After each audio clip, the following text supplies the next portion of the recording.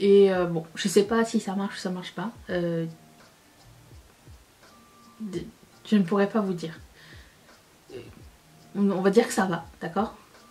Bonjour à tous et bienvenue sur le channel. On se retrouve aujourd'hui pour une vidéo bilan partie 1 de 2 parce que je savais pas que j'avais fait 2 vidéos en 2021. En 2021 j'ai fait le favori 2020 et je me suis dit tiens ça serait marrant que un an plus tard je regarde que sont devenus ces favoris, est-ce que je les aime toujours, est-ce que je m'en rappelle encore ou pas. Alors à ce stade j'ai vu seulement deux choses. De un, que j'ai fait une vidéo au petit prix et une vidéo pas petit prix. Donc on va faire ce thème en deux. Ça c'est la partie 1. Il y aura la partie 2 plus tard. Et de deux, j'ai juste screenshoté la liste sans vraiment regarder à l'intérieur. Donc je vais redécouvrir avec vous les produits. Si je les ai encore, je vais vous les montrer. Et si je les ai pas, je vais mettre des photos pour vous expliquer quels étaient mes produits et qu'est-ce que j'en pense aujourd'hui. J'ai hâte de regarder ça. Donc je vais commencer par les produits chers aujourd'hui. Et par ailleurs, si vous vous demandez ce qui se passe avec ce make-up, ne regardez pas les cheveux. C'est la vidéo de demain. Le make-up le plus rapide de l'univers, c'est ça. Donc si ça vous intéresse, avec pose de strass et tout, comment je fais, blablabla, ça va être demain si ça vous intéresse. Si ça ne vous intéresse pas et vous voulez juste savoir ce que je porte, mettez-le dans la barre d'infos. On va regarder si vous avez raison ou pas demain. Voilà. Sur ce, commençons. Mon père n'arrête pas de me texter. Tricheuse, t'as même pas regardé. Mon père m'envoie des articles, mais je réponds trop vite, donc il sait que j'ai pas lu l'article.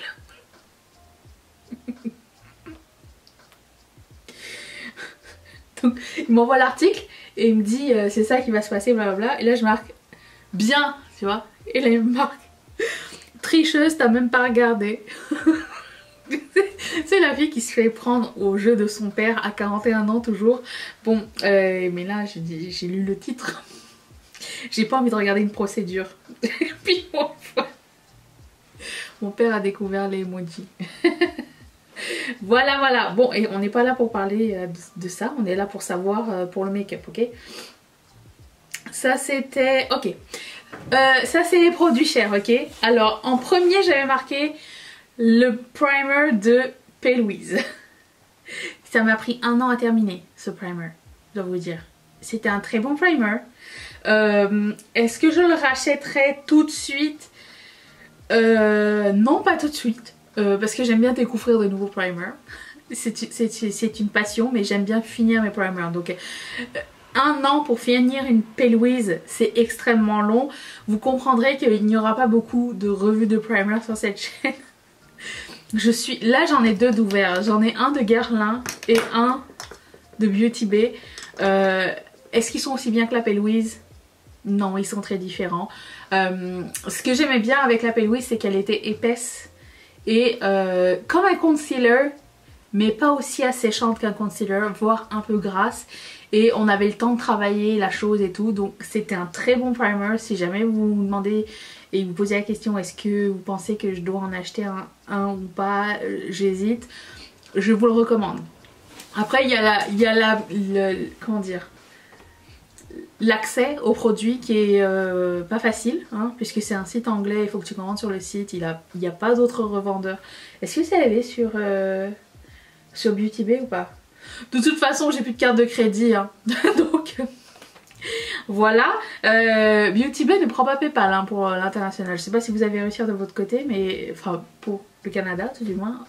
Ça ne fonctionne pas, il y a même pas l'option genre. Donc voilà, c'était tout ça pour dire que la P. Louise c'est un bon produit. Est-ce que j'achèterai les P. Louise colorées? Absolument pas, je trouve pas que c'est nécessaire. Je pense qu'on peut faire ça à la maison nous-mêmes,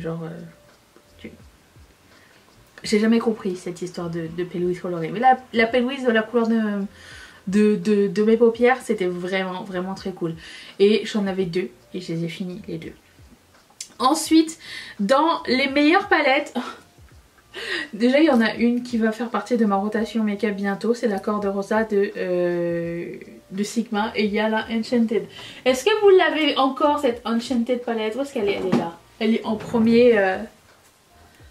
Est-ce que vous vous rappelez de cette palette là? Est-ce qu'elle est encore disponible ou pas? Si jamais, c'est une des meilleures palettes que j'avais testées et je ne regrette absolument pas de l'avoir mis dans mes favoris parce que elle est sublime. Je pense que l'année prochaine je le mettrai dans mes rotations make-up parce que elle est franchement super cette palette là. Il y a ce ocre là que vous voyez, il est magnifique.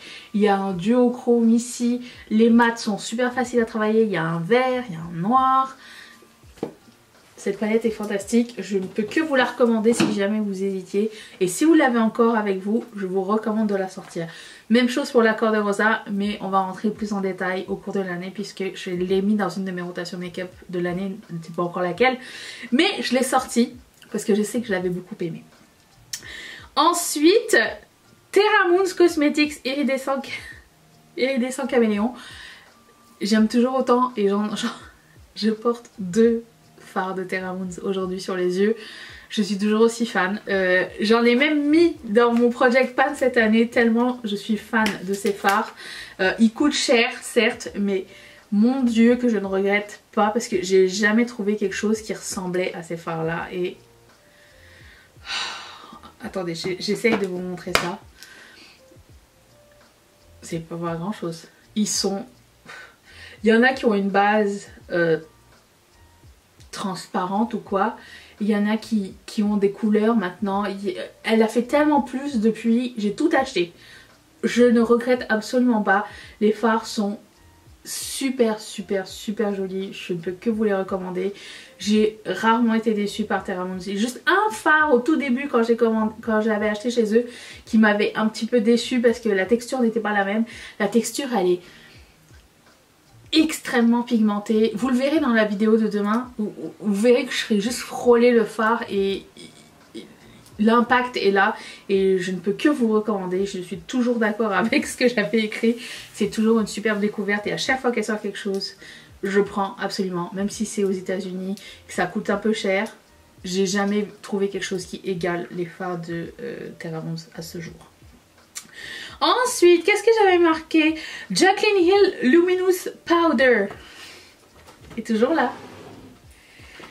Alors j'en ai fini une, j'en ai acheté une autre parce que au moment où je l'avais terminé, c'était une édition limitée et c'était sorti genre pour les fêtes en 2019 si je ne m'abuse et c'était fini, après ça il n'y en avait plus et là quand elle a ressorti sa collection elle les a remis, j'en ai racheté un, je ne l'ai pas encore ouvert mais je pense que ça va être ma prochaine poudre parce que j'ai trop hâte.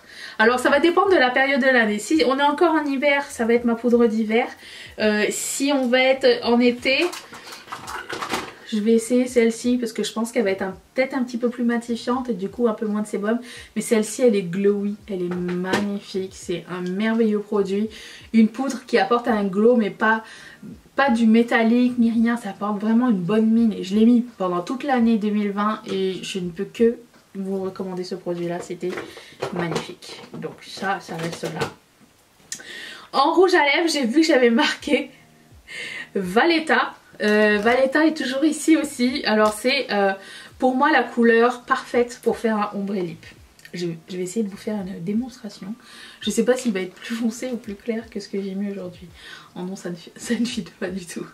Écoutez, pour moi c'est la couleur parfaite. Quand j'ai un make-up nude, un truc un petit peu foncé et que j'ai envie d'ajouter une petite pointe de ombré pour ajouter du volume au centre des lèvres, c'est le rouge à lèvres parfait. C'est un rouge à lèvres de Pat McGrath. La qualité est exceptionnelle. J'aime beaucoup les rouges à lèvres Pat McGrath. Ça, je ne pourrais jamais dire que mon ex fait mal les rouges à lèvres. Elle fait ça très bien. Et Valletta est toujours à côté de moi parce que c'est le nude parfait pour faire un ombré. J'ai découvert un dupe. Ça se ressemble pas mal. C'est Colourpop et Barbie. Et c'est la couleur Golden Beach. Voilà, si jamais vous ne trouvez pas Valletta, il y a le dupe parfait ici. Donc bonus, ok. Ensuite, j'ai marqué les gloss Buxom. Toujours un mes favoris, j'aime toujours les gloss Buxom. J'en ai des tas, j'en mets de temps en temps. Alors quand c'est les fêtes, j'en achète des petits, hein. Où est-ce que j'en ai mis? Attendez. Paf! J'achète les petits coffrets, sinon il existe les grands. Et souvent on peut en trouver chez Winners pour genre 7 $ au lieu de 35. Hein. Donc ça c'est pas mal du tout. Et Buxom reste une de mes formules favorites de gloss de tous les temps. Mais j'ai trouvé un dupe. J'ai trouvé un dupe. Ceux de Sephora, les gloss comme ça. Alors il y a peut-être un peu moins de choix et un peu moins de couleurs. Mais quand même, ça a le même effet, le même piquant, le même frais, la même odeur. Vraiment, ça ressemble vraiment beaucoup. Donc, si vous voulez l'expérience Buxom pour beaucoup moins cher, je vous suis à ça. Et ensuite, qu'est-ce que j'ai marqué? Les highlighters de Ofra. Les highlighters de Ofra sont toujours dans mes préférés. J'en ai acheté tout plein, d'ailleurs. Je les ai à côté de moi, dis donc. Je n'étais pas préparée parce que j'avais pas lu la liste, mais ils sont sublimes. Ils sont sublimes. Alors, on est loin du highlighter de Dior, de Hourglass, des choses un petit peu plus distinguées. Là, on est dans le métallique, dans le... Ça met l'emphase sur la texture, mais c'est tellement beau et tellement fondant que je les aime. Et ils sont très bons dans leur highlighter, la marque Ofra. Donc, j'aime toujours autant cette marque-là. L'année dernière, c'est... qu'est-ce qu'ils avaient sorti de bien? Milk and Cookie. Mais l'année d'avant, j'avais beaucoup aimé Soho. C'était un très joli highlighter.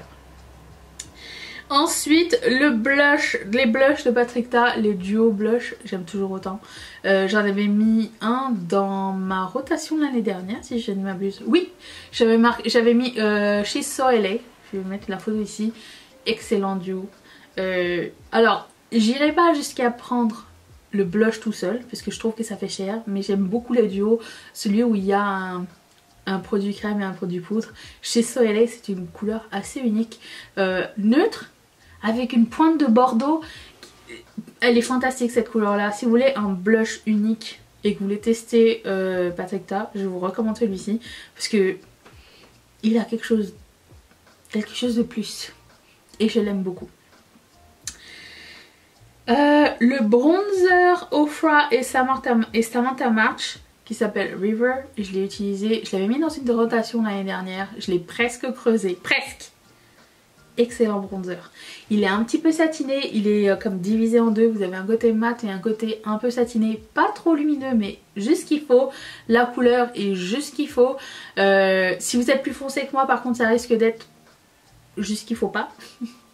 Mais j'aime beaucoup. C'est très joli, j'ai eu beaucoup de plaisir à le remettre même l'année dernière et je vous recommande ce bronzer. Est-ce qu'il existe encore? Je ne sais pas. Oh, j'ai marqué des produits soins en plus.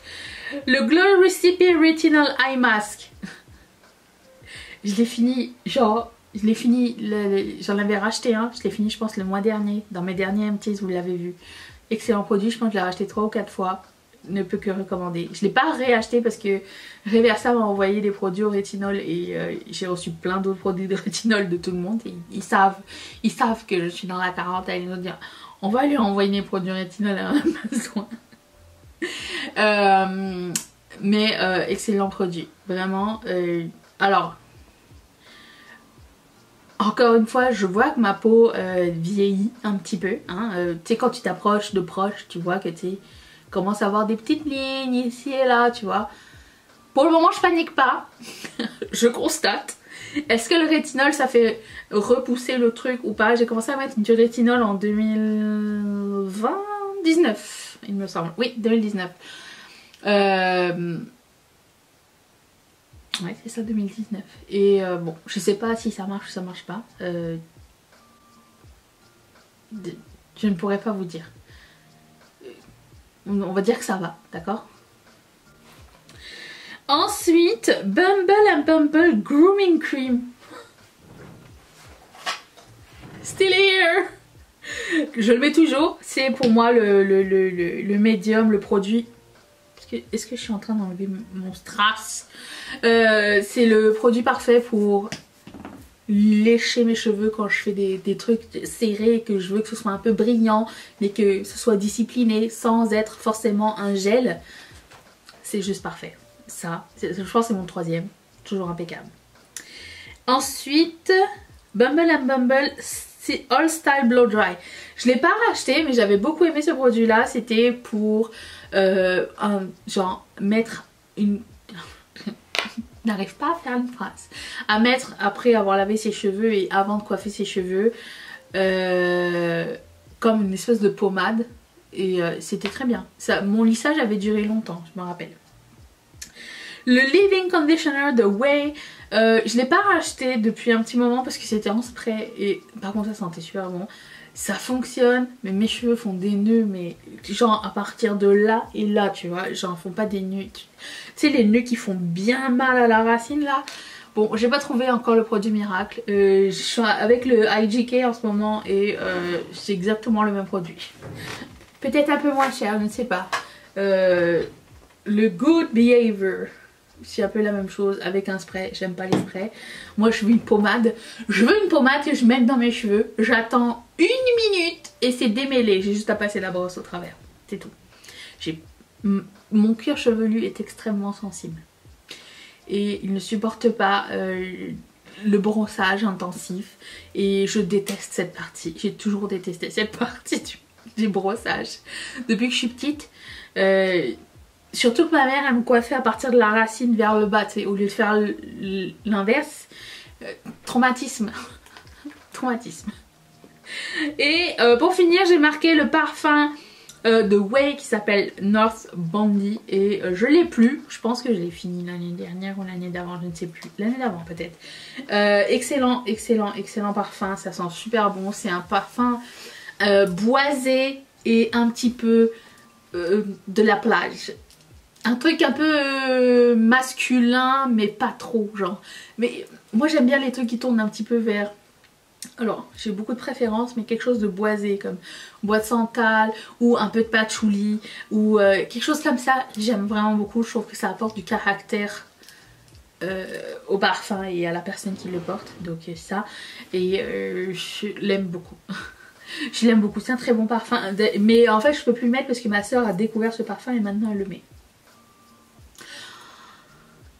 Les gens autour de moi ont droit de mettre n'importe quel parfum, mais si c'est genre quelqu'un que je côtoie genre de façon régulière qui met le même parfum, je suis en désaccord, donc ce n'est plus mon parfum, c'est le parfum de quelqu'un d'autre et il faut que je me défasse de ça parce que j'aime garder mon identité avec mon parfum. Donc j'ai tourné la page, voilà, c'est tout. Est-ce que vous êtes comme ça avec vos parfums ou pas? Vous me direz. J'ai dans ma ligne de mire un parfum de Kilian, je sais pas. Le mini, introuvable. Le grand coûte 322 balles. J'ai comme, je vais attendre. Si, il est fleur d'oranger, guimauve et vanille, je sais pas trop. Mais pas genre écœurant, tu vois. C'est merveilleux. Merveilleux parfum. J'attends. Je vais attendre d'être sûre et certaine qu'il reste longtemps en bas parce que j'ai l'impression qu'il fuit vite. Donc le grand, c'est comme une pièce de loyer dans la maison. Pas d'accord. Allez, sur ce, j'espère que vous avez fait des découvertes et est-ce que vous pourrez deviner ce que j'ai mis dans la liste produits peu chers favoris de 2020? J'ai hâte de savoir si on pourra deviner parce que j'ai pas regardé encore.